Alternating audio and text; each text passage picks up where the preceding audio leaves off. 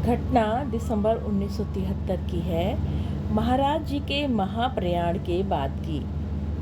श्री भुवनचंद तिवारी उस समय Pithoragarh roadways station पे एटीआई के पद पर कार्य कर रहे थे।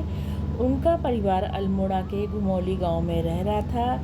एक दिन उनकी भैंस की सींग से उनकी पत्नी को खतरनाक चोट पहुंची। चोट जांघों में लगी थी, रक्त तेजी से बहने लगा। घरेलू उपचार काम नहीं कर पा रहे थे। गांव के लोगों ने उन्हें चौखुटिया के राजकीय अस्पताल में भर्ती करा दिया। तिवारी जी को उसी रात स्वप्न में बाबा ने दर्शन दी और कहा, तिवारी तेरी पत्नी ठीक है, घबरा मत, तेरी पत्नी ठीक है। ये बात सुनकर तिवारी जी की नींद खुल गई, लेकिन बाबा की बात उनकी समझ में नहीं आई। अगले दिन जब उन्हें तार द्वारा पत्नी के साथ घटी घटना की सूचना मिली, तब वे बाबा द्वारा सपने में कही गई बातों का मर्म समझ पाए। क्योंकि बाबा कह चुके थे कि पत्नी ठीक है, इसलिए उन्हें घबराहट नहीं हुई। वे अगले दिन घर गए और अस्पताल में पत्नी से मिले।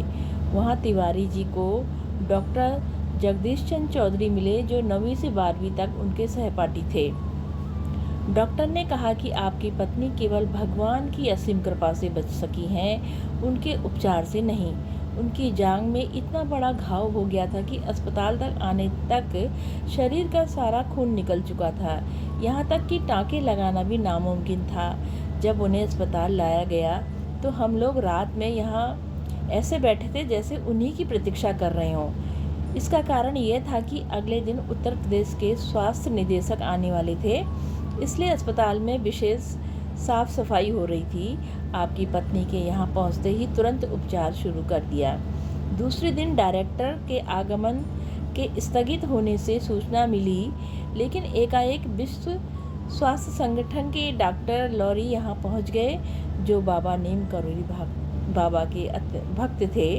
उन्होंने आपकी पत्नी के उपचार में अपूर्व योगदान दिया, जिससे परिणाम स्वरूप वो स्वस्थ हो गईं। बोलो नीम करोली बाबा की जय। जय हो बाबा, सदा जय हो। सबका कल्याण करना है प्रभु।